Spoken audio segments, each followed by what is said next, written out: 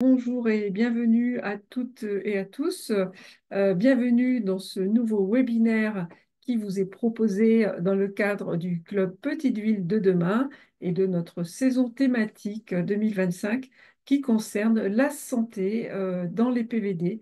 Le sujet de la saison thématique, c'est bien dans les petites villes de demain, comment engager ma petite ville de demain dans un projet de santé global. Alors aujourd'hui, nous vous proposons un webinaire sous format clé pour agir avec de nombreux témoignages de chefs de projet, d'élus, mais aussi d'institutions. Et notre objectif est bien de vous parler cet après-midi à la fois de ce qui permet de renforcer l'offre de soins, mais aussi d'agir pour renforcer l'attractivité territoriale pour les professionnels de santé. Quels sont les leviers qui sont à la main des élus pour les aider à améliorer l'attractivité de leur commune afin de pouvoir faire venir sur le territoire des professionnels de santé. Alors, nous aurons de nombreuses interventions. Je vous précise tout de suite que le webinaire, il est enregistré. Il pourra être revu sur la chaîne YouTube Petite Ville de demain. Un chat est dédié aux questions. Vous pouvez aussi signaler sur le chat vos problèmes techniques de connexion ou autres. Et nous allons démarrer rapidement. Je vais vous présenter l'ordre du jour de ce webinaire, puisque nous allons d'abord commencer par une intervention de Manon Flandroy, qui est chef de projet à la CNAM et qui va nous parler de l'attractivité des communes, des mesures qui permettent de renforcer l'attractivité des communes. Ensuite, nous aurons une intervention d'Olga Braoudakis, qui travaille à l'agence d'urbanisme de la région de Grenoble, qui est chargé d'études territoire. Ensuite, nous aurons l'intervention de Monsieur le maire de Saint-Mexant-l'École, Stéphane Boudry, et la chef de projet Maïté Pourbet, qui est chef de projet PVD à Moulins-en-Gilbert. Ensuite, nous aurons un autre temps avec deux chefs de projet. Charlotte Frigério, chef de projet PVD à Céré et Le Boulou, et Amélie Magne, qui est responsable du contrat local de santé sur le même territoire. Ensuite, nous aurons un temps d'échange, de questions-réponses. Et voilà, donc notre objectif aujourd'hui, c'est bien d'entendre le témoignage des chefs de projet, d'élus, mais aussi de la Caisse nationale d'assurance maladie, pour vous parler de solutions concrètes et de ce qui a pu être mené ou de ce qui peut être fait dans les petites villes de demain pour améliorer la santé des habitants des petites villes de demain et améliorer le cadre de vie. Voilà. Donc, sans plus attendre, je vous passe la parole, Manon Flandroy. C'est vous qui intervenez en premier pour ce webinaire. Donc, vous travaillez à la Caisse nationale d'assurance maladie et je crois que vous allez notamment nous parler de la téléconsultation. Oui, bonjour, bonjour à tous. Effectivement, je vais commencer par me présenter pour un peu situer l'état des réflexions. Mais donc, j'interviens aujourd'hui pour l'assurance maladie et plus spécifiquement pour la direction de l'offre de soins au sein de l'assurance maladie. Je pensais vous parler donc des mesures d'attractivité qu'on peut travailler côté assurance maladie et aussi essayer de vous présenter les déclinaisons de ce qui ne peut pas relever de l'assurance maladie, mais qu'on constate comme des freins à l'attractivité sur les différents territoires. Et puis finir sur des dispositifs innovants en termes de financement. Dans ce cadre-là, on abordera la télémédecine et la téléconsultation, mais c'est l'un des éléments et pas l'unique élément qui sera discuté. Et donc, on peut passer au slide suivant si c'est possible. Merci, parfait. Je voulais donc commencer par replacer l'action de l'assurance maladie dans le cadre de l'attractivité et l'accès aux soins, puisque, comme vous vous en doutez, il y a un gros travail derrière de la CNAM et puis du réseau sur cette thématique.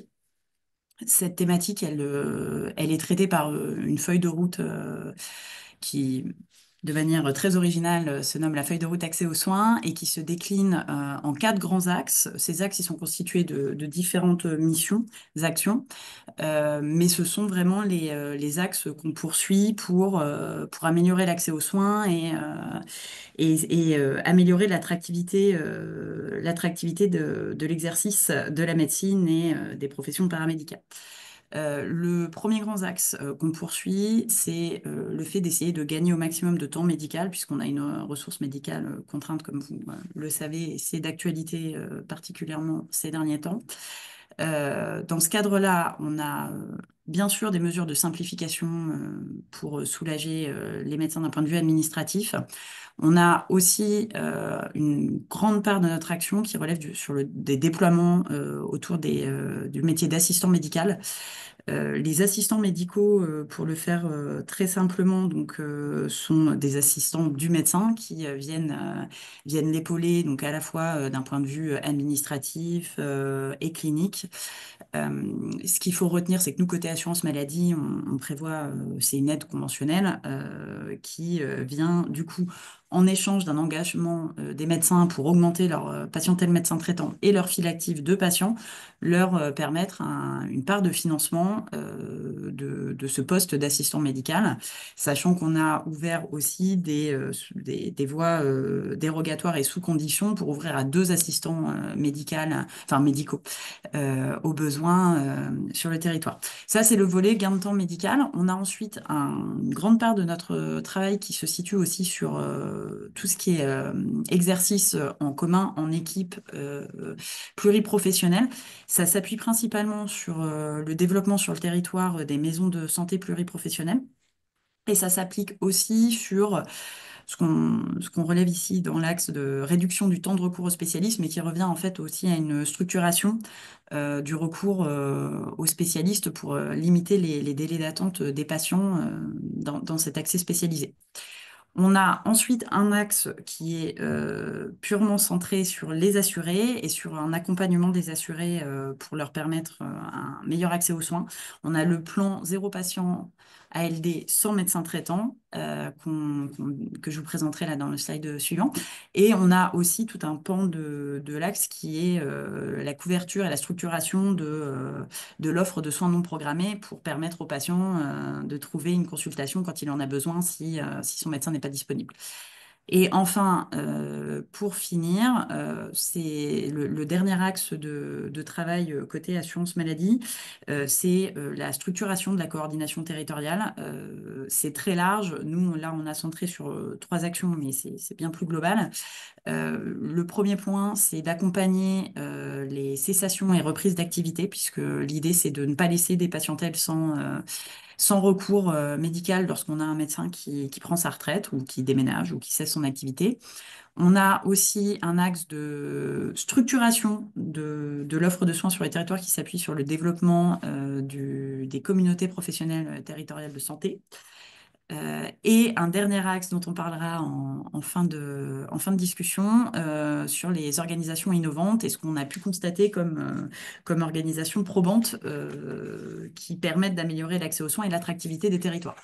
On peut passer peut-être maintenant à ce qu'on appelle, nous, les bonnes idées pour développer l'attractivité d'un territoire.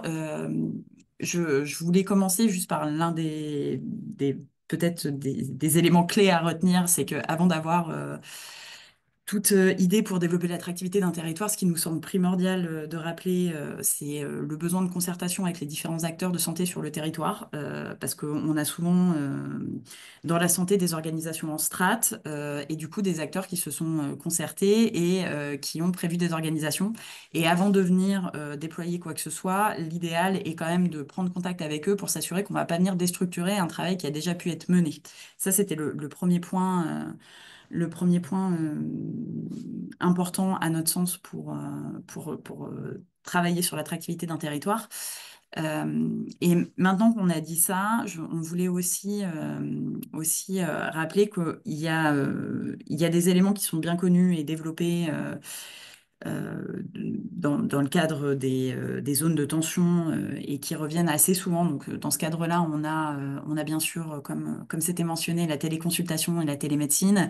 Et on a aussi la tentation d'appuyer et d'accompagner le développement de centres de soins non programmés. Sur le principe, et lorsqu'on se situe dans le cadre d'un respect de parcours de soins, ces initiatives sont les bienvenues parce qu'elles permettent justement à des patients qui n'auraient pas de médecin traitant de pouvoir avoir recours à un médecin et à une expertise médicale.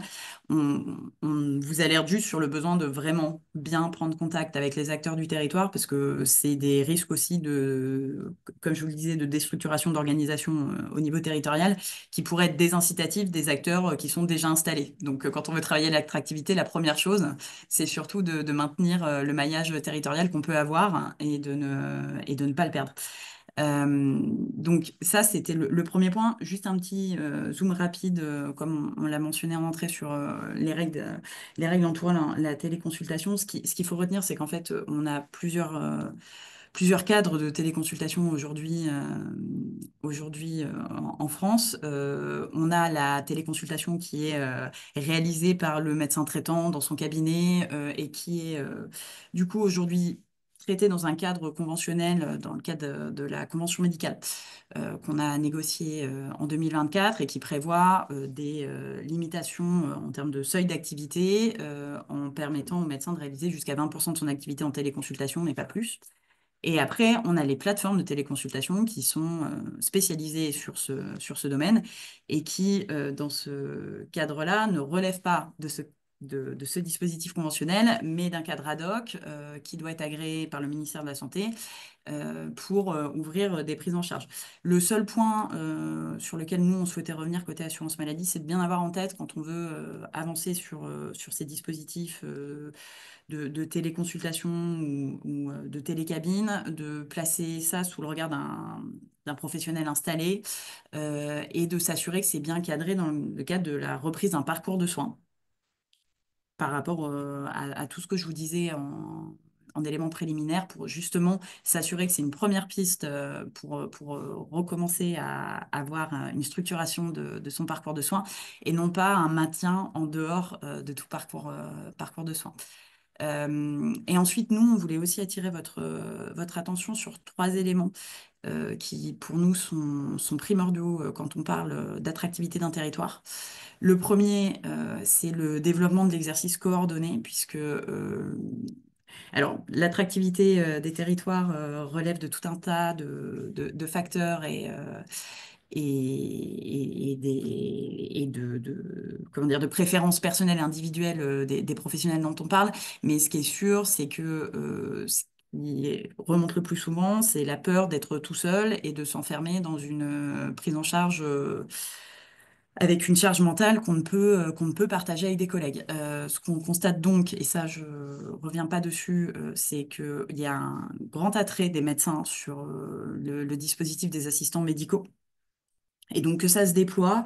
Et pour vous donner quelques chiffres, nous, on a en 2025 10 000 assistants médicaux et une cible de 15 000 assistants médicaux sur le territoire d'ici 2029.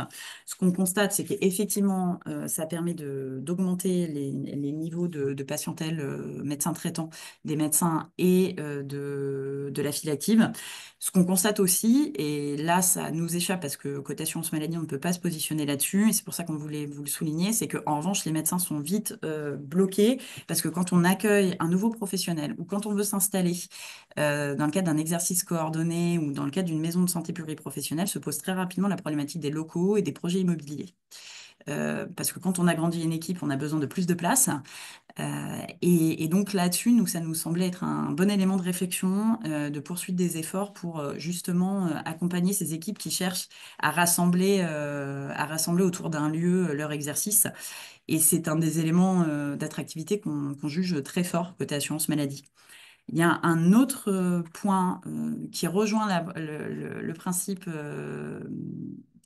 le principe des projets immobiliers, mais qui n'est pas sur l'exercice en tant que tel, et qui est plutôt sur l'habitation, l'hébergement, c'est que ce qu'on constate, et d'ailleurs ça a bien été retenu dans le pacte pour l'accès aux soins annoncé le 25 avril, c'est que pour attirer des jeunes médecins, le plus efficace reste encore d'avoir des médecins qui connaissent le territoire.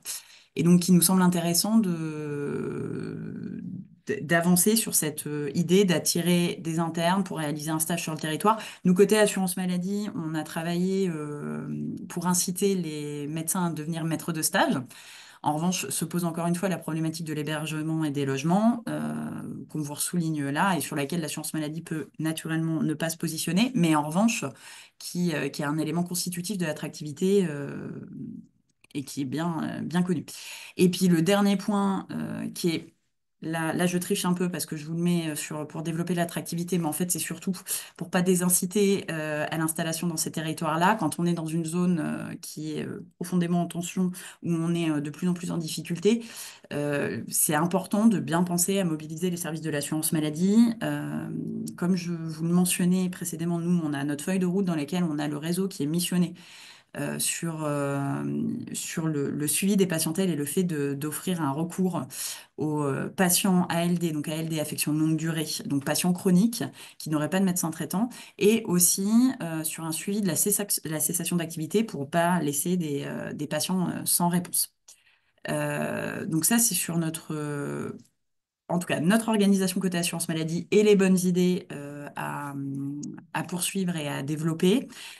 Si ça vous convient, enfin, je ne sais pas comment vous voyez les choses côté organisation, mais je vois qu'il y a déjà 3 questions, donc je peux peut-être les prendre avant de passer sur les dispositifs innovants. Je vois qu'on noche, donc je vais faire ça. Alors, sur comment mobiliser des stagiaires, là, nous, en tout cas, notre réponse, c'est qu'on a besoin d'avoir des médecins qui peuvent devenir maîtres de stage. Donc ça, on travaille dessus. Ça, on essaie d'avancer côté assurance maladie. Et ensuite, sur les territoires, à notre sens, c'est en fait le fait d'avoir un maillage territorial, de contacter les universités, de travailler en commun avec les professionnels des territoires, les universités, l'ARS, le réseau assurance maladie, pour justement attirer sur un stage. Euh, et ensuite, sur la question des assistants médicaux, les assistants médicaux sont pris en charge par l'assurance maladie. C'est une aide conventionnelle. Voilà. Et on peut passer au dernier slide, parce que je voulais essayer d'être assez courte. Euh, on voulait en profiter pour vous faire aussi un petit zoom sur des dispositifs innovants, donc qui ne relèvent pas par essence aujourd'hui du droit commun et qui ne sont pas donc déployés partout, mais qui sont des réponses intéressantes aux zones qui connaissent des fortes difficultés et des fortes tensions pour l'accès à un médecin ou à une équipe paramédicale. On peut d'abord retenir les initiatives type médecins solidaires, qui sont en fait des initiatives qui créent des centres dans lesquels on n'a pas d'installation pérenne de médecins, mais qui mobilisent de manière temporaire des médecins. L'initiative Médecins Solidaires, par exemple, organise des permanences sur une semaine de médecins qui sont installés par ailleurs, mais qui viennent pendant une semaine prendre en charge les patients de la localité concernée. Médecins Solidaires s'est installé dans plusieurs régions aujourd'hui. C'est une initiative qui est intéressante, mais ce qu'on peut retenir aussi, c'est qu'il n'y a pas que l'initiative des Médecins Solidaires, c'est une structuration qu'on retrouve dans plusieurs territoires qui connaissent ça et qui permet justement d'avoir une offre à la fois pluriprofessionnelle, mais surtout de suivi au long cours des patients et pas uniquement des soins non programmés. On se retrouve à avoir une patientèle médecin traitant qui est suivie. Et donc pour nous, c'est un élément très intéressant pour répondre aux périodes de plus forte tension. On voulait aussi zoomer sur deux autres points qui vont faire écho à ce que je vous présentais précédemment.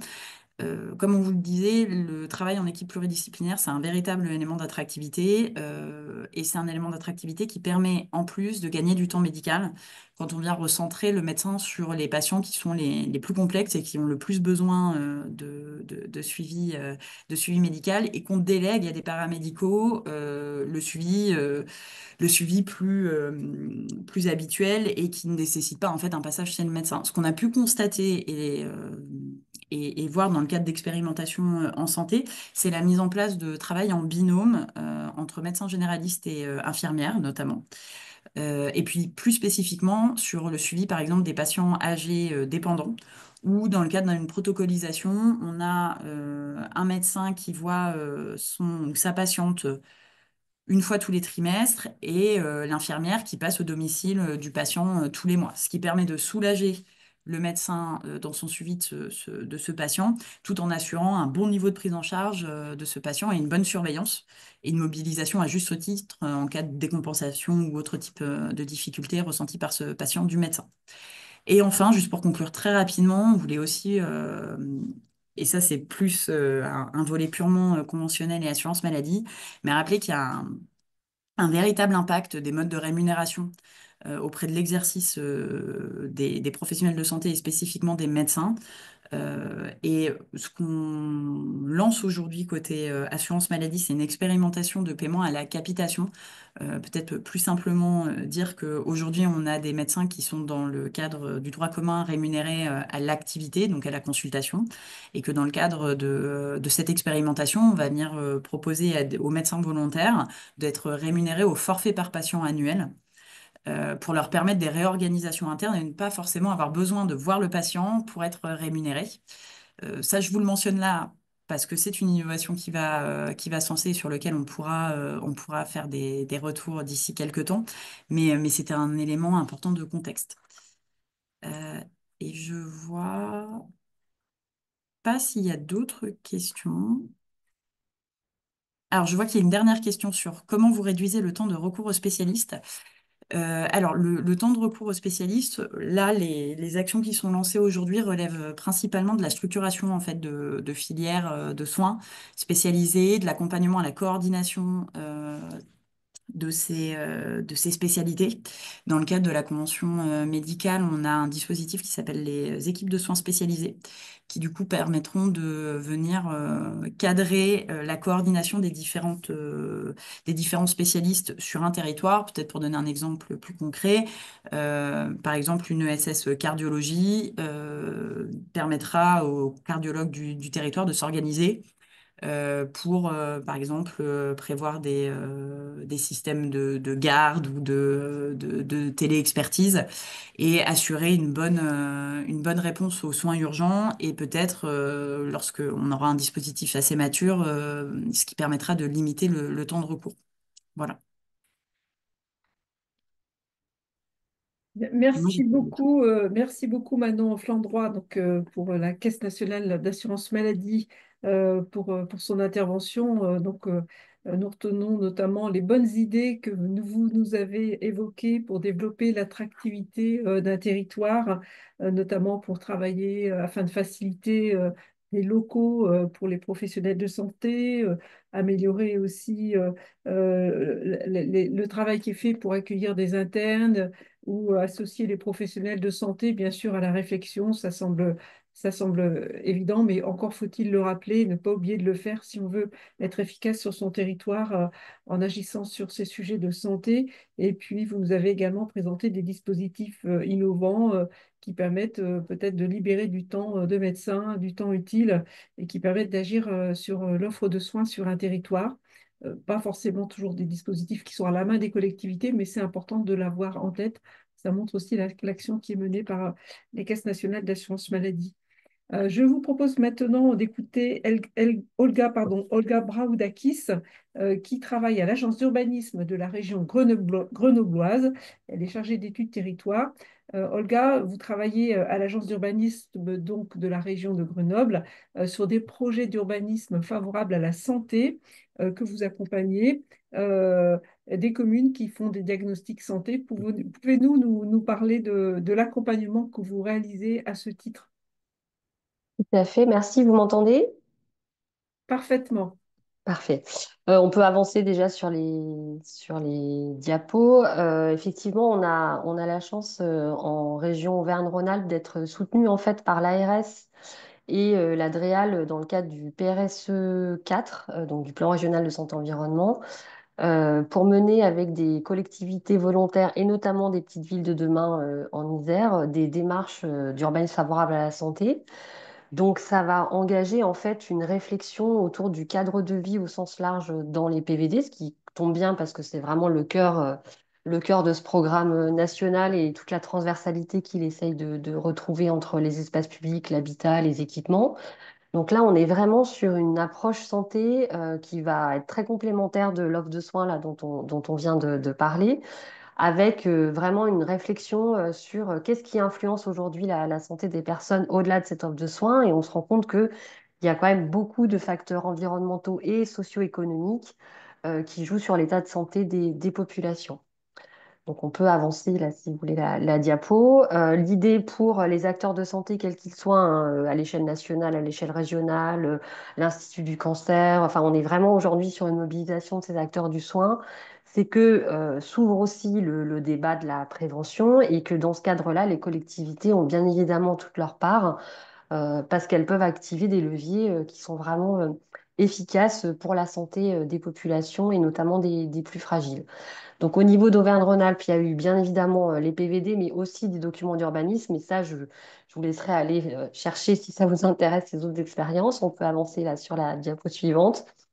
L'enjeu, c'est vraiment, en tout cas, au niveau des diagnostics et en termes d'observation, c'est de pouvoir être plus précis sur ce qui se passe en termes de santé à l'échelle infracommunale, puisque souvent, en petite ville de demain, c'est un petit morceau de la commune, c'est pas l'ensemble de la commune.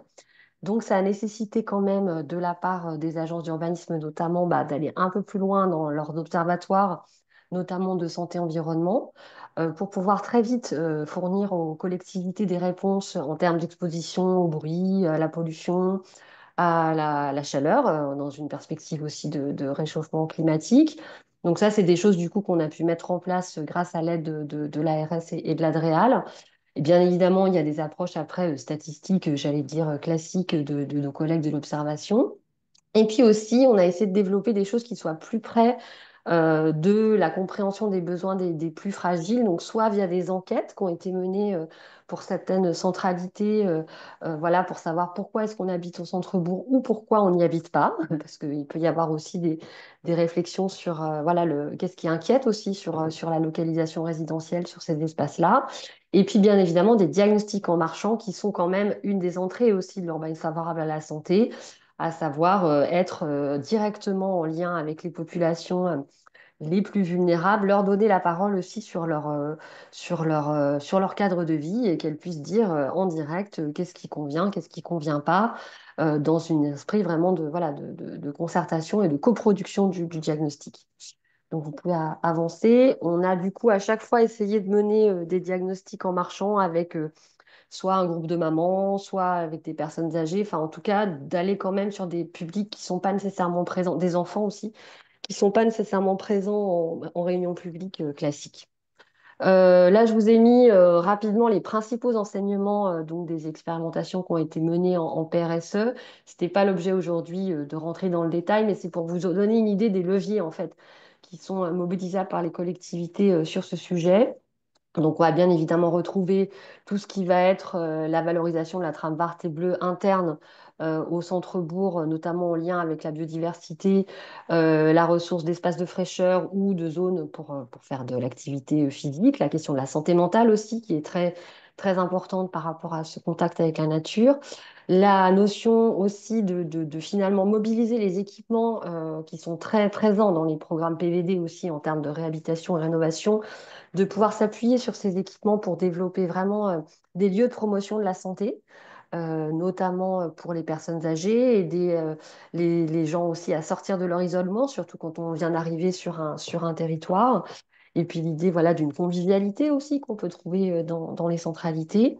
Bien évidemment, la question de l'espace public et les enjeux d'apaisement, c'est ce qu'on a beaucoup vu avec les diagnostics en marchant. Il y a quand même encore des marches à franchir sur le plan voilà, d'espace public plus inclusif dans un contexte du vide de quart d'heure qui, de fait, existe en centralité, mais qui, des fois, n'est pas toujours facile à pratiquer au quotidien. Et puis, bien sûr, tout le volet habitat, que ce soit proposer un habitat qui soit accessible à tous, quel que soit voilà, son état de santé ou son âge. La question d'améliorer le bâti existant en lien avec toutes les opérations d'OPH. Et puis, bien sûr, éventuellement faire du neuf. Et si on fait du neuf, le faire de très bonne qualité. Donc là, comme ça, vous avez un petit peu une idée des leviers. plus spécifiquement sur la mur, donc qui a été la première PVD qu'on a suivie entre 2019 et 2021 sur ces questions de santé. Là, typiquement, on avait quand même un territoire vieillissant avec beaucoup de familles monoparentales, un enjeu de santé mentale et de maladies chroniques qui étaient évoquées en amont, notamment de diabète, mais une commune très engagée sur la question du développement et de l'attractivité de son territoire, qui a tout de suite fait le lien en fait entre on va travailler une qualité de vie, on va répondre aux besoins des plus fragiles, et en fait, ça va changer notre image aussi auprès du grand territoire. Donc là, l'avantage des démarches UFS, c'est qu'on est aussi en décloisonnement hein, sur les comités de pilotage. Il y a, voilà, il y a l'État, il y a la communauté de communes, on peut avoir le département qui est présent en termes de chef de file aussi de l'action sociale. Donc on voit que ça met quand même autour de la table beaucoup de forces vives sur la question de la qualité du cadre de vie et ça peut être quand même un vrai enjeu de regagner en attractivité par ces acteurs-là. Et on peut avancer. Donc là, je vous ai juste mis quelques éléments voilà, du diagnostic. L'enjeu dans une démarche santé, c'est pas d'être que sombre sur le territoire. En fait, on se rend compte que le territoire, il a beaucoup de ressources santé autres que l'offre de soins en tant que telle, même si c'est le socle, qu'elle a aussi des choses très positives à proposer. Et typiquement sur la Mure, ce qui était vraiment intéressant, c'était toutes les initiatives d'animation locale, les associations solidaires, la proximité avec le grand paysage, le marché, le très grand marché qui s'y déroule chaque semaine et qui est très attractif à l'échelle de tout l'arrière-pays.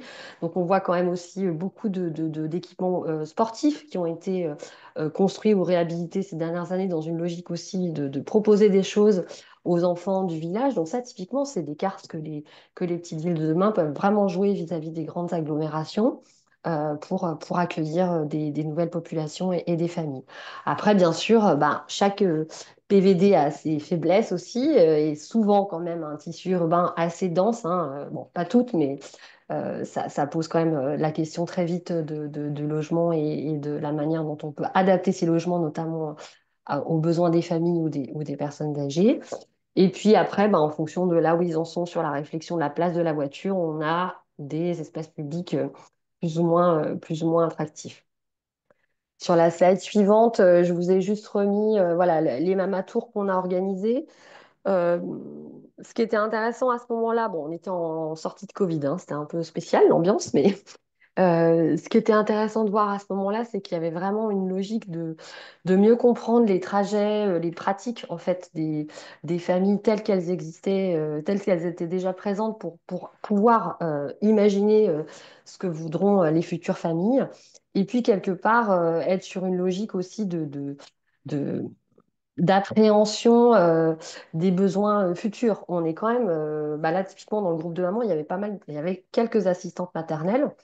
Et on s'est rendu compte que c'était quand même des acteurs clés du territoire en termes d'offres de petite enfance et que leur espace de travail, c'était l'espace public. Donc en fait, voilà, en touchant les mamans, en touchant les enfants, en rencontrant ces assistantes maternelles, on a aussi quelque part rediscuté l'offre petite enfance du territoire. Et de fait, une nouvelle ère de jeu, c'est aussi une attractivité par rapport à ce qu'on peut proposer aux enfants à la campagne par rapport à d'autres parties par rapport à d'autres parties du territoire. J'essaie d'accélérer un peu parce que pour rattraper un peu le temps. La suivante, après là, je vous ai mis bon, plus des choses par rapport à l'habitat, comme je vous le disais tout à l'heure.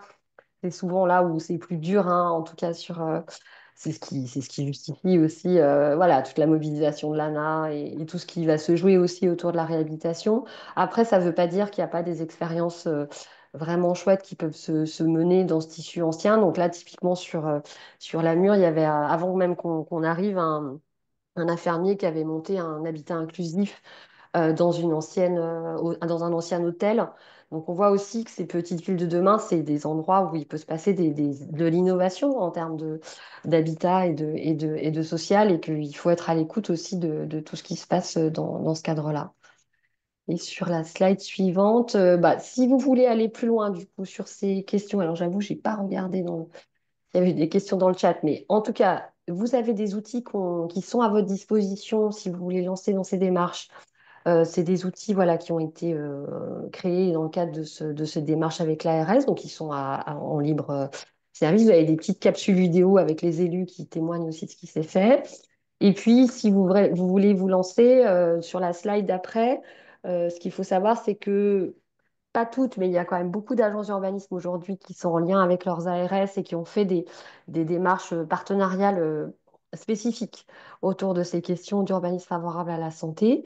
Donc voilà, n'hésitez pas à vous rapprocher de vos ARS, de vos agences d'urbanisme locales pour éventuellement bénéficier d'un accompagnement, en sachant que vous pouvez aussi, du côté collectivité, vous former.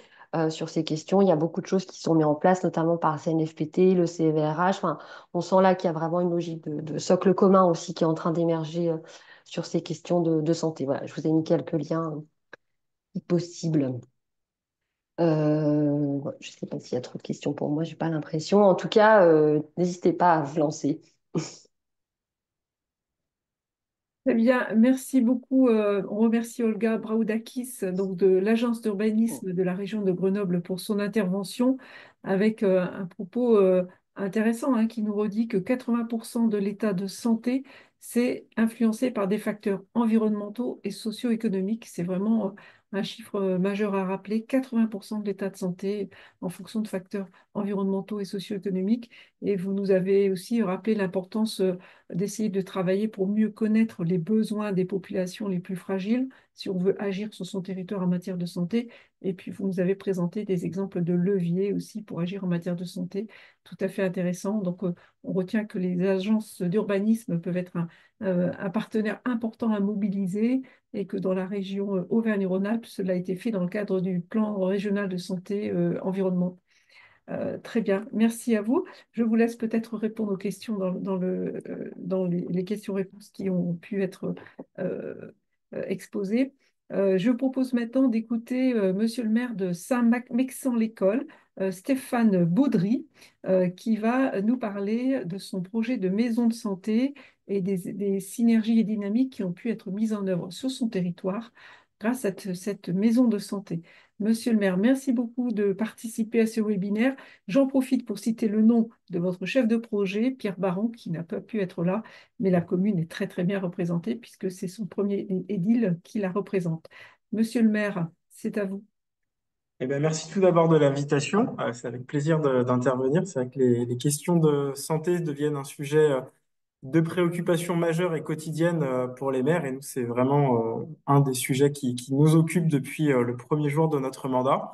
Et vous allez voir, beaucoup de choses qui ont été dites font écho à ce qu'on a pu mener. Donc peut-être pour resituer, Saint-Mexan-l'École, c'est une ville située dans les Deux-Sèvres, qui est connue au niveau national puisque nous avons l'École nationale des sous-officiers d'actifs, c'est-à-dire qu'on forme tous les sous-officiers de l'armée de terre de France dans notre ville. Saint-Mexan-l'École, géographiquement, est aussi un peu particulière puisque c'est une ville qui fait que 5 km² de superficie sur lequel se concentrent 7577 habitants et habitantes, ce qui en fait une ville, une petite ville, mais avec une densité de population équivalente finalement à des villes moyennes de à peu près 80 000 habitants. Nous, dès 2020, dès que nous avons été élus, la situation était la suivante. Nous avions 8 médecins en activité pour un bassin de santé de 18 000 à 20 000 personnes, dont 5 médecins pouvaient prétendre à partir à la retraite dès 2020. Depuis le début du mandat, on a déjà 4 médecins qui sont partis à la retraite sur le territoire. Donc très vite, on a été amené à mobiliser les médecins pour essayer de réfléchir et l'ensemble des professionnels de santé. Puisque notre constat, c'était de dire qu'aujourd'hui, en effet, on devenait un désert médical et qu'il allait être compliqué, comme 87% du territoire de France, de faire venir des médecins, d'autant plus que quand on faisait le constat et l'analyse, eh ben, les médecins aujourd'hui qui étaient en activité avaient des locaux finalement qui n'étaient pas adaptés ou plus adaptés à l'évolution de la santé pour accueillir à la fois des internes, pour accueillir aussi des assistants médicaux, pour avoir aussi des secrétaires médicales ou des infirmières azalées qui viennent alléger le temps de pratique des médecins et puis qui favorisent aussi l'exercice de la pratique euh, pluriprofessionnelle comme elle est recherchée aujourd'hui et également finalement pas de locaux adaptés pour pouvoir faire de la prévention en santé, qui sont aussi des éléments importants. Donc très rapidement, la première question qui s'est posée, avant de se poser les questions bâtimentaires, c'est de se dire, c'est quoi le projet? Comment on travaille ensemble? Et donc, on a réuni l'ensemble des professionnels de santé du territoire pour, avec eux, dire, bah, voilà, comment on veut travailler. On sait qu'il va falloir qu'on accueille des internes parce qu'aujourd'hui, l'outil le plus fort peut-être pour lutter contre la désertification, c'est d'accueillir des internes et c'est en faisant en sorte que des internes se sentent bien, que par la suite ils viennent s'installer sur le territoire. C'est de pouvoir avoir des salles de réunion pour travailler aussi avec d'autres confrères d'autres professions. C'est d'avoir des espaces pour faire de la sensibilisation et de la prévention, des espaces aussi où on peut se détendre dans la maison de santé, des espaces aussi où on peut gérer de l'urgence. Donc ça, c'est ce qui nous a occupé, on va dire, de 2020, fin 2020 à début 2022, c'est d'avoir un projet de santé. Mais malgré tout, on avait une urgence, c'est que un nombre trop important de Saint-Mexantais et de Saint-Mexantaises n'avait soit pas de médecin, soit obligé de faire de nombreux kilomètres. Donc, on a ouvert en début d'année 2025 un service d'accès aux soins non programmés qui intégrera la future maison de santé, mais qui aujourd'hui est ouvert dans l'hôpital de proximité, où on a des médecins à la retraite ou des médecins libéraux non installés qui se relaient dans cet espace-là pour accueillir, pour recevoir en consultation toute personne qui soit n'a pas de médecin traitant ou qui a des délais trop longs pour pouvoir rejoindre les médecins. On a également fait en sorte que davantage de médecins de la ville, puisqu'en 2020, il n'y avait qu'un seul médecin de la ville qui accueillait des internes, que les médecins s'engagent dans la dynamique de recevoir des internes, mais également les professions paramédicales, kinés, orthophonistes. Il y avait aussi en perspective la réforme des médecins juniors qui allait arriver en novembre 2026. Et puis est venue la question de se dire, du coup, dans quels locaux? Donc, au regard du projet de santé qui avait été dessiné par les professionnels, eh bien, accompagné par une assistance à maîtrise d'ouvrage, a été dessiné un cahier des charges d'une maison qui permettrait d'accueillir de nombreux professionnels, donc infirmières, médecins, des internes, des infirmières asalées, une cardiologue, des kinés, des ostéopathes, bref, une diversité de professionnels de santé, d'espaces, comme je le disais tout à l'heure, qui pouvaient accueillir des espaces détente, mais également aussi un petit appartement pour pouvoir se détendre. C'est ce qu'on a dessiné et c'est le projet dans lequel on s'est lancé. Mais on s'est dit également, nous sommes petite ville de demain. Et aujourd'hui, un des enjeux dans les petites villes de demain, c'est d'arriver à faire revivre nos cœurs de ville. Or, depuis 20 ans, qu'avons-nous fait dans les cœurs de ville? Ça a été de mettre en périphérie, finalement, tout ce qui pouvait générer du flux. On a mis les zones commerciales en périphérie, on a mis les activités sportives en périphérie, et on met aussi tout ce qui est la question de la santé en périphérie. Or, nous, notre enjeu, dans notre stratégie petite ville de demain, c'est comment on recrée des pôles qui génèrent des flux dans le cœur de ville, qui vont permettre aussi de soutenir le commerce local et la vie de centre-ville. Et la ville est propriétaire aussi de beaucoup de bâtiments à Saint-Mexant qui nécessitaient d'être réhabilités, qui n'avaient pas d'affectation. Et donc, très rapidement, l'enjeu s'est posé sur pas construire un nouveau bâtiment, mais de rénover un bâtiment de 1600 mètres carrés en cœur de ville pour à la fois générer des flux, à la fois avoir aussi une gestion vertueuse de nos finances et de ne pas rajouter de l'immobilier à l'immobilier dans un contexte de changement climatique où il faut aussi veiller à la zéro artificialisation nette et d'améliorer nos performances énergétiques.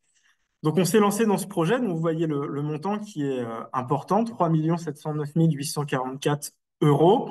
Avec aujourd'hui de la DETR qui a été obtenue pour 271 351. On a également obtenu de la DECIL, du Fonds vert rénovation énergétique, qui est là, l'Astérix n'a plus raison d'être. On est en attente de 2 subventions du département. On a eu 200 000 euros également de la région Nouvelle-Aquitaine. On est en cours d'instruction sur les fonds FEDER européens. Un soutien important de la communauté de communes donc, qui était de 320 000 euros il y a encore quelques semaines et qui est passé à 570 000 euros. Et puis du fonds vert au niveau du titre de la lutte contre les friches et également le fonds SIEDS qui est notre syndicat d'énergie électrique sur le territoire. Donc, qui va nous amener, si on a les subventions du département et de l'Union européenne qu'on attend, à un taux de financement de 78%, sinon on sera à 68%. Et comme je le disais tout à l'heure, eh bien, la stratégie est vraiment d'implanter en cœur de ville un projet de santé pluriprofessionnel qui permette de générer des flux et de lutter contre, bien sûr, cette désertification médicale.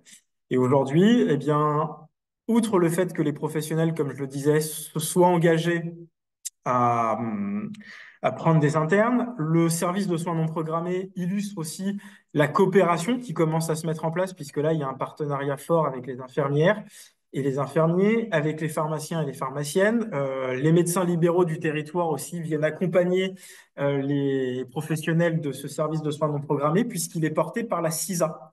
Et l'ensemble des professionnels de santé se sont constitués en CISA, qui va être notre interlocuteur pour la maison de santé. On a obtenu également d'être classé en zone France Revitalisation, France Ruralité Revitalisation, qui permet des avantages fiscaux importants pour faire venir des professionnels de santé. Et maintenant, on est en train de travailler tout un projet aussi de box accueil pour nos internes. Comment, une fois que les internes viennent aussi sur le territoire, on leur donne le goût du territoire, l'envie de s'y implanter et comment on peut accompagner leur famille à s'implanter sur le territoire. Cette maison de santé, elle ouvrira ses portes premier trimestre 2026. On est en plein aujourd'hui dans les travaux, mais on a essayé finalement d'avoir une approche globale, de se dire que aujourd'hui la santé, telle que nous l'avons toutes et tous connue, d'avoir un médecin de famille qui fait 70 heures par semaine, ça n'arrivera plus. C'est peut-être dur à entendre, mais ça n'arrivera plus. Donc, comment on crée des conditions de travail coordonnées où on fait venir des jeunes qui vont se relayer. Peut-être aussi qu'on ait des solutions de loyer attractifs pour des gens qui viennent que quelques jours par semaine et que ça nous permette tout ça d'avoir finalement une réponse territoriale, qu'en même temps, on est aussi du service de soins non programmés pour répondre à la pénurie et alléger les urgences, et qu'on amène aussi progressivement les pratiques à avancer, que ben, les infirmières azalées puissent travailler dans ces structures, que des infirmières en pratique avancée puissent être là, qu'un jeune qui a envie de s'implanter sur ce territoire se dit, ah ben non, je vais pas dans ce cabinet-là, enfin, je viens là parce qu'il y a un secrétariat, il y a des conditions d'accueil, et pas de se dire, ben non, je vais pas dans un cabinet médical où aujourd'hui il n'y a pas de secrétariat, je vais devoir tout faire. Donc forcément, dans cette pénurie-là et la concurrence qui est en train de s'organiser avec les territoires, il faut offrir les conditions les plus avantageuses. C'est vraiment un projet du début à la fin qu'on a voulu porter avec les professionnels de santé. Parfois pas toujours évident puisque bah, c'est aussi accepter pour les professionnels l'évolution de leur métier et selon les générations, ce n'est pas toujours évident. Beaucoup de questions aussi sur le choix du lieu puisque mettre une maison de santé en cœur de ville peut questionner aussi sur l'accessibilité. Je trouve que derrière ce bâtiment, on a un parking à moins de 100 mètres qui permet d'accueillir l'ensemble du flux et la densité d'habitants qu'on a font que bah, on a aussi beaucoup de gens qui sont à proximité du cœur de ville.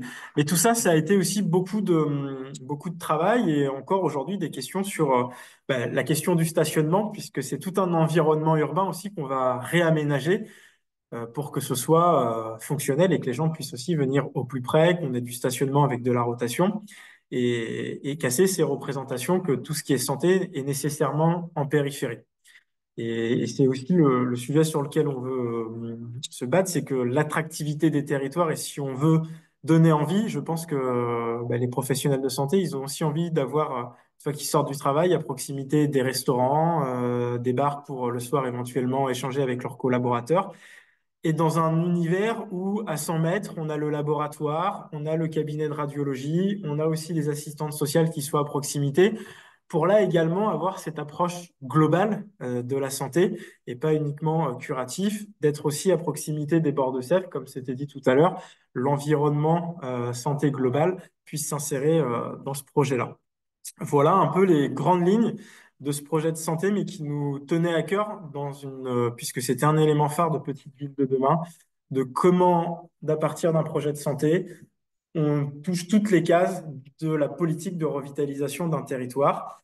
Et désormais, on espère que l'ouverture de cette maison de santé permette d'attirer les professionnels.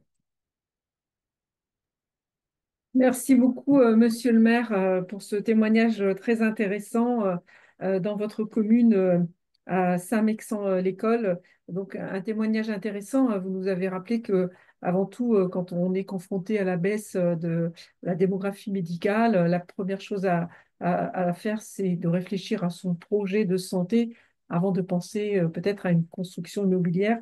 Et c'est bien le projet de santé qui a permis de fédérer aussi les professionnels de santé, de les associer à ce projet collectif qui vous permet aujourd'hui d'avancer dans ce projet tout à fait intéressant de maison de santé pluridisciplinaire qui va bientôt être inauguré, si j'ai bien noté, et avec un niveau de financement aussi tout à fait intéressant, si tous les financeurs prévus sont bien au rendez-vous, mais je note que le pourcentage d'aide, il est tout à fait conséquent. Bravo aussi d'avoir réussi à défendre l'intérêt de l'implantation de cette maison de santé pluridisciplinaire en centre-ville plutôt qu'en périphérie.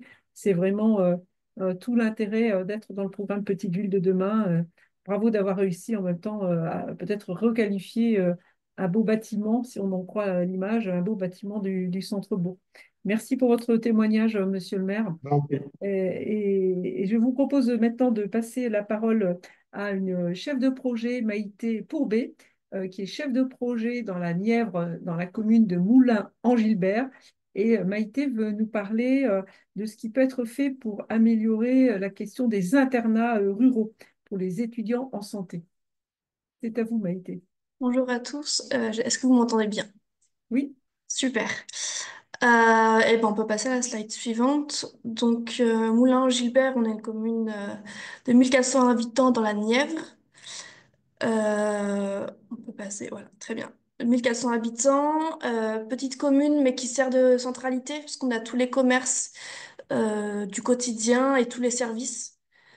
Donc, notamment sur la carte, vous pouvez voir que je vous ai mis en violet la maison des internes rurales. La maison médicale qui se situe de l'autre côté de la route, à 50 mètres, et d'autres services de santé comme l'EHPAD et le cabinet vétérinaire. Euh, J'irai peut-être un peu vite, mais de toute façon, vous aurez les supports. On va pouvoir, voilà, très bien.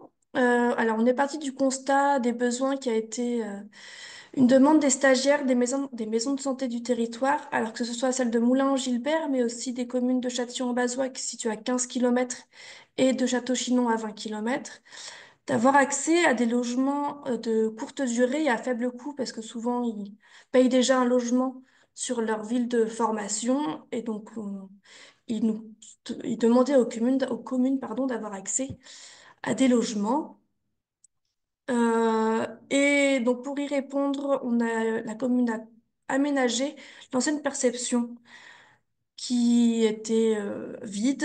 Alors le premier aménagement a été simplement l'ameublement du logement de fonction de l'ancien percepteur, donc une maison de 73, pardon. Au premier étage, il y avait 3 chambres avec une salle de bain commune. En rez-de-chaussée, les pièces à vivre, donc salon, cuisine, et une salle de téléformation. Et le rez-de-jardin n'était pas du tout aménagé. On va pouvoir passer à la suite. Très bien. Donc le projet d'aménagement pour répondre au manque de place que la maison des internes dans son premier champ avait, c'était donc de doubler le nombre de places. Donc on va passer de non pas 3 chambres mais 6 chambres.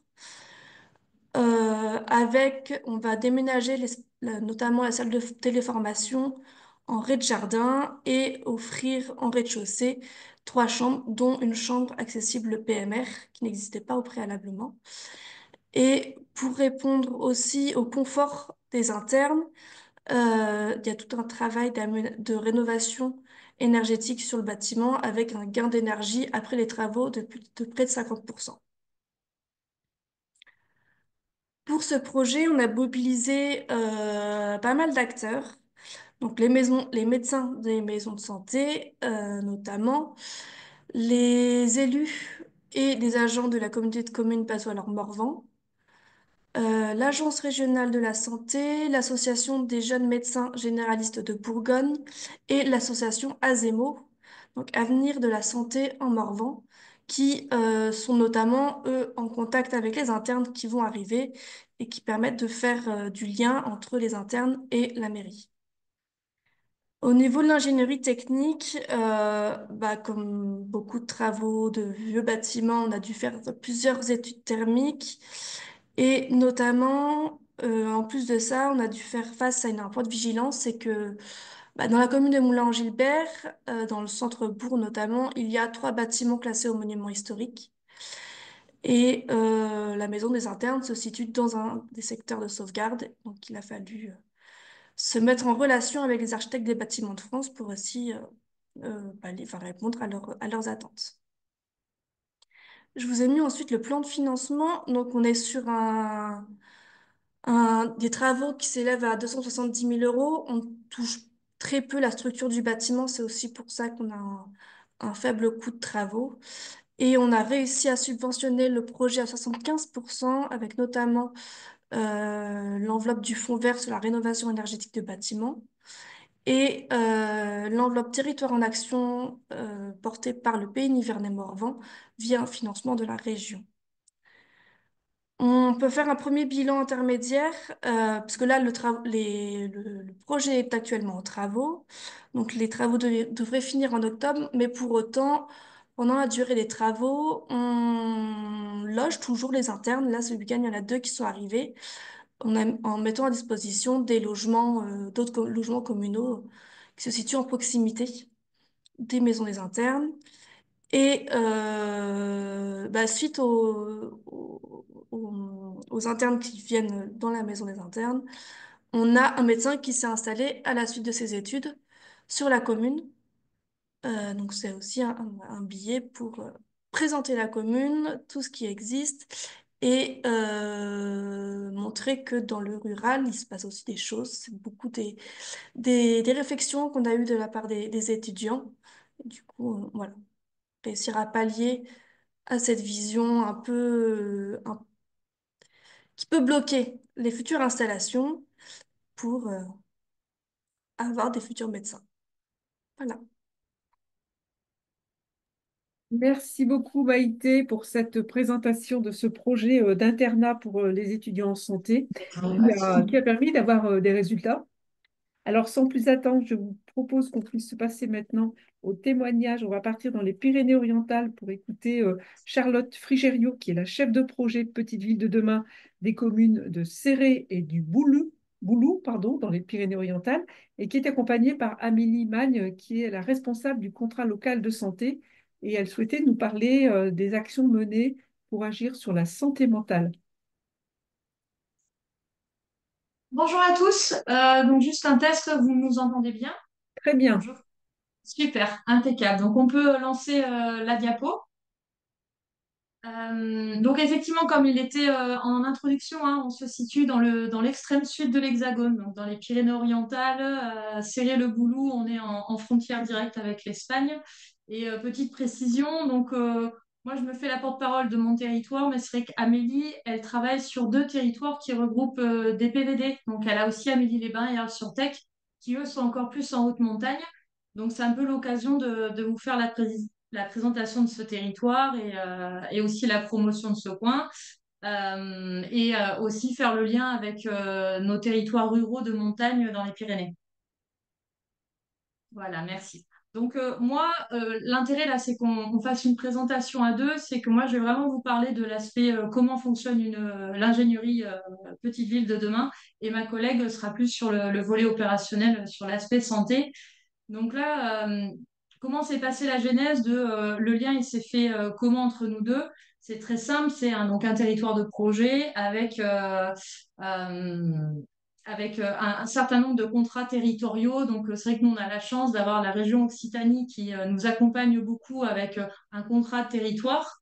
Et en même temps, ça fait le lien avec le contrat de réussite de la transition écologique, donc le pendant de l'État. Donc, autour de ces 2 grands contrats, on a un certain nombre de partenaires qui sont les financeurs, les institutionnels, et donc qui soutiennent notamment le programme Petite Ville de demain, mais aussi contrat local de santé.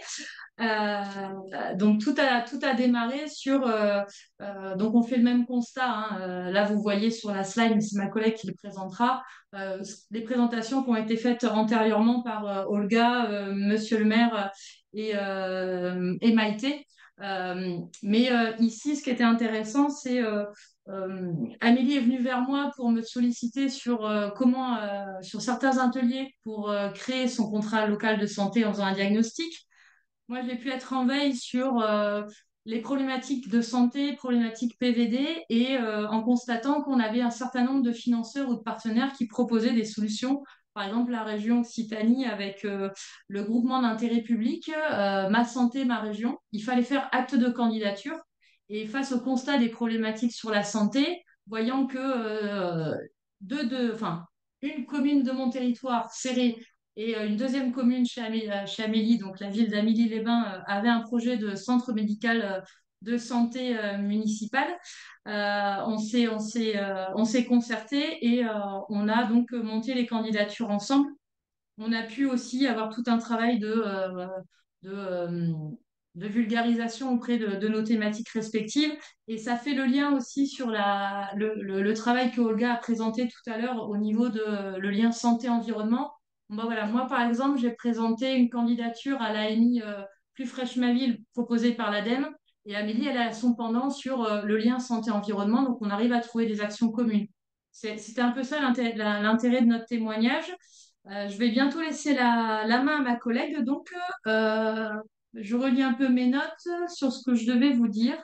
C'est ça, c'est que là, en gros, le maître mot, moi, mon rôle, c'est vraiment d'impulser les idées par rapport au projet ou trouver les forces vives autour de ça, m'appuyer sur mes collègues quand il y a la compétence qui est présente ou du moins leur présence est là.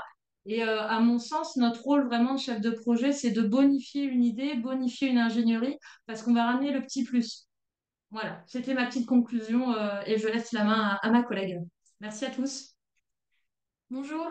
Euh, donc, ça va être court, puisqu'en 10 minutes, c'est histoire de donner quelques exemples d'actions qui ont pu être mises en place donc, sur le territoire. Comme vous voyez, Charlotte, on a maintenant, on est né un petit peu la même année, C'est ça. 2022, donc c'est ça, hein, 2022 pour toi. Donc, on a pu en fait initier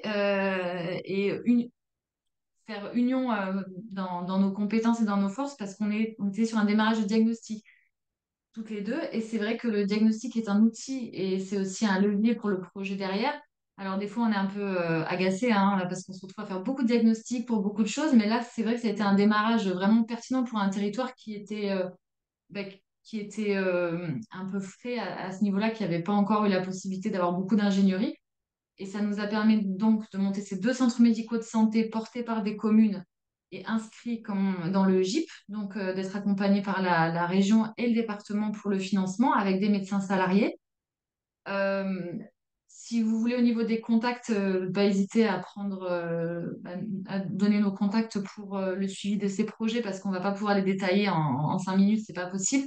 On a également ça a permis d'accompagner la naissance d'une CPTS aussi, donc d'une communauté professionnelle territoriale en santé, parce que le travail, aussi bien le mien que celui de Charlotte aussi, c'est d'être capable de voir les forces vives du territoire, de s'appuyer dessus et d'être un peu l'huile dans le rouage pour que les choses se fassent dans le bon sens, mais d'être un peu d'être l'appui, voilà, et le liant. Et on a également répondu au Médicobus. On a été lauréat du projet. Donc, dans les Pyrénées-Orientales, le Médicobus va être sur notre territoire des deux communautés de communes. Donc, on voit en vert et en rouge. C'est très peu visible, mais les communautés de communes, c'est le vert et le rouge. Et les autres couleurs, c'est le bassin de vie. Pourquoi on a mis ça? Parce que la CPTS, on a pu la réfléchir avec les soignants, vraiment, et créer une CPTS qui soit plus en cohérence que le découpage administratif mais sur un découpage de bassin de vie. Donc voilà, la CPTS, elle déborde par rapport au découpage administratif. Donc en 2 ans, on a beaucoup de projets en termes de santé, de structuration de territoire qui sont en cours. Certains terminés. Pour le Médicobus, c'est un départ en septembre. Donc j'en dis pas plus parce que c'est voilà, un financement ARS et une expérimentation sur 3 ans. Et pour plus d'informations, vous donnerez mes coordonnées. Julie transmettra les coordonnées. Je fais juste en lumière si je peux avoir la prochaine et dernière slide, sans transition aucune.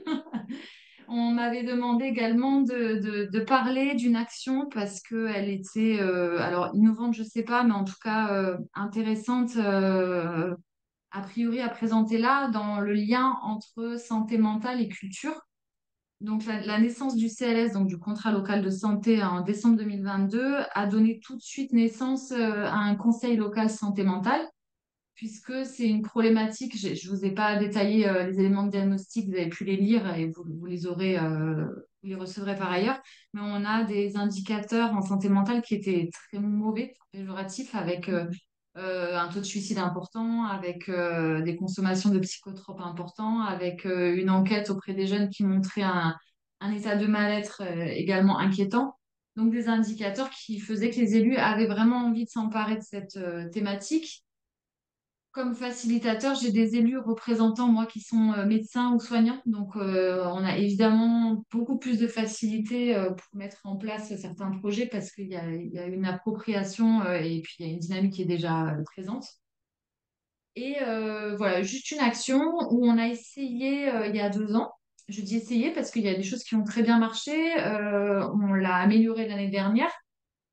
Sur le premier lancement, on s'est dit sur la période des sismes, donc des semaines d'information en santé mentale qui se correspondent nationalement à une quinzaine en octobre, toujours, qui met un peu en avant la santé mentale en termes de la santé pour tous et aussi de travailler sur la déstigmatisation. Donc justement que chacun, qu'on n'assimile pas la santé mentale à la psychiatrie, mais bien au fait qu'on est tous concernés à un moment donné ou l'autre. Je regarde juste le temps. Voilà. Et donc rapidement, le projet, ça a été de travailler avec une équipe d'un GEM. Alors un GEM, c'est un groupement d'entraide mutuelle. Donc c'est des gens qui sont concernés. Donc là, le GEM, c'était des personnes concernées par la maladie mentale qui se sont montés en troupe de théâtre avec une vraie réalisatrice, qui ont monté vraiment une super pièce de théâtre très qualitative, Cabaret Saint-Alban Psycho. Donc il y a pas mal de liens aussi sur Internet que vous pourrez trouver. Ce gène s'appelle La Maison Bleue. Et on s'est dit que déjà, la première des choses, c'était d'intégrer dans une vraie salle de spectacle, parce qu'on a une belle salle de spectacle sur Céré, de l'intégrer comme vraiment une pièce de théâtre culture comme une autre, donc de la rendre vraiment accessible et de la banaliser comme quelque chose de qualitatif et pas la différencier.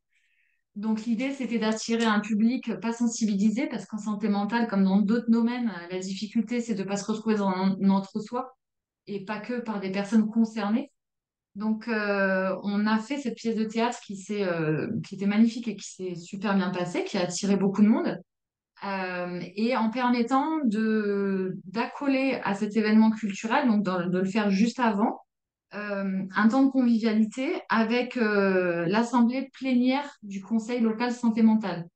Donc, qui permettait à tout public de venir. Donc, c'est-à-dire que c'est un temps, si vous voulez, là, c'est un peu difficile pour ceux qui ne connaissent pas, mais il y a une gouvernance pour le Conseil local de santé mentale avec l'Agence régionale de santé, le Conseil départemental, des représentants institutionnels qui siègent.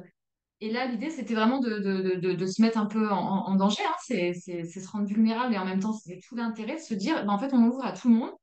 Et on permet aux gens qui vont venir voir la pièce de théâtre, aux associations de venir, de constater les actions lancées, de venir les discuter, et puis de partager, et pourquoi pas de réviser ce qu'on aurait pu, ce qu'on a- les thématiques sur lesquelles on aurait pu passer à côté.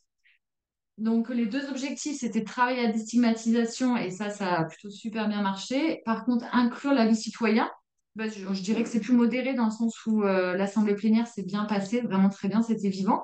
Mais on était sur 23 personnes, donc c'est pas, on n'est pas sur quelque chose de révolutionnaire en termes de participation citoyenne. Mais ça a été le double l'année d'après. Donc, on a une évolution un peu continuelle. Et je dirais que sur la première fois, on a eu un peu peur, hein, il faut avouer. Donc, on n'a pas trop communiqué non plus, en se disant on ne se rendait pas compte de comment on allait se retrouver débordé ou pas par l'événement. Donc, voilà, maintenant, on peut calibrer un peu plus, on est un peu plus confiant, on a 2 ans d'antériorité. Et voilà, je fais court, j'arrête là parce qu'on a déjà dépassé, mais je reste disponible pour échanger et puis vous pouvez transmettre. Voilà. Un grand merci à vous, Amélie. Merci à vous Merci. et Charlotte d'avoir été brèves pour présenter le travail que vous avez mené dans les Pyrénées-Orientales pour prendre en compte ce sujet compliqué de la santé mentale. Donc, nous arrivons au terme de ce webinaire. Nous avons encore la possibilité de prendre quelques questions. Il me semble que toutes les questions qui étaient posées dans la partie questions-réponses, nos intervenants y ont répondu. Euh, je voulais d'abord, ça vous laisse quelques minutes hein, si vous avez encore une question à poser, remercier chaleureusement nos intervenants, chefs de projet, élus et aussi organismes, caisse primaire d'assurance maladie, agence d'urbanisme. Merci beaucoup pour vos interventions et vos témoignages qui étaient très riches cet après-midi. Avant de se quitter, je veux absolument vous rappeler nos prochains rendez-vous, puisque nous avons un nouveau webinaire organisé dans le cadre de la saison thématique La santé dans une petite ville de demain. Le prochain webinaire est programmé le jeudi 15 mai à 14 heures et il va concerner le sujet du vieillissement. Comment bien vieillir dans une petite ville de demain. Et le second webinaire prévu aura lieu le mardi 20 mai, toujours à 14 heures et il va concerner les enjeux de la santé. Donc, notez bien ces prochains rendez-vous, 15 mai et 20 mai à 14 heures, pour continuer nos présentations en matière de santé dans le cadre du Club Petite Ville de demain. Et je veux surtout vous rappeler un rendez-vous très important qui est celui de notre atelier in situ qui va en quelque sorte clore la saison thématique. Cet atelier in situ est prévu dans le Sud Finistère. Ça aura lieu les 24 et 25 juin à Quimperlé. Et donc, tous les élus, les chefs de projet, les techniciens des communes Petites Villes de demain sont bien sûr conviés. Et nous espérons vous retrouver nombreux à Quimperlé fin juin pour l'atelier, la rencontre en présentiel qui va permettre de synthétiser et de clore cette saison thématique dédiée à la santé dans les petites villes de demain. Je regarde mon écran et peut-être une question nouvelle. Euh, voilà, mais je pense que les réponses ont été apportées au fur et à mesure et pas de questions en suspens. Et nous avons un peu... si, est-ce qu'il y a-t-il une question qui serait restée en suspens? Dans ce cas-là, les intervenants, oui, je vous laisse répondre. Je vous en prie. Allez. Oui, excusez, on a mis la question, mais on essayait de la remettre, on n'y arrivait pas. Non, c'était par rapport à la CPM. On avait une question parce que on s'est allié, nous, avec le CLS et la CPTS pour trouver un logement justement en colocation pour les internes. Sauf que avec un cofinancement CPTS et collectivité, sauf que le retour qui nous a été fait par les tutelles de la CPTS, donc l'ARS et l'assurance maladie, donc je voulais profiter que l'assurance maladie soit là pour me confirmer ou voir s'il y aurait une évolution là-dessus. On est pour l'instant arrêté entre guillemets parce que la CPTS ne peut pas flécher une partie de son financement sur, par exemple, une subvention allouée pour le logement des internes. Est-ce qu'il y a quelque chose qui, comme j'ai vu qu'il y avait marqué le logement pour la CPAM en Alors, sujet, est-ce que vous me confirmez, voilà, ou est-ce qu'il y a une modification? Est-ce que Manon Flandroy, qui était intervenue en début de webinaire, est encore parmi nous? Manon? Non, me semble-t-il, elle a dû nous quitter malheureusement. C'est vrai qu'on a un petit peu dépassé, mais Ah, on note bien votre question et nous la transmettrons à Manon et on vous fera bien sûr part de la réponse. En tout cas, voilà, on a merci. largement dépassé le temps du webinaire. Merci à tous de votre présence. Merci aux intervenants et à très bientôt pour la suite de notre saison thématique. Très bel après-midi à tous et à toutes.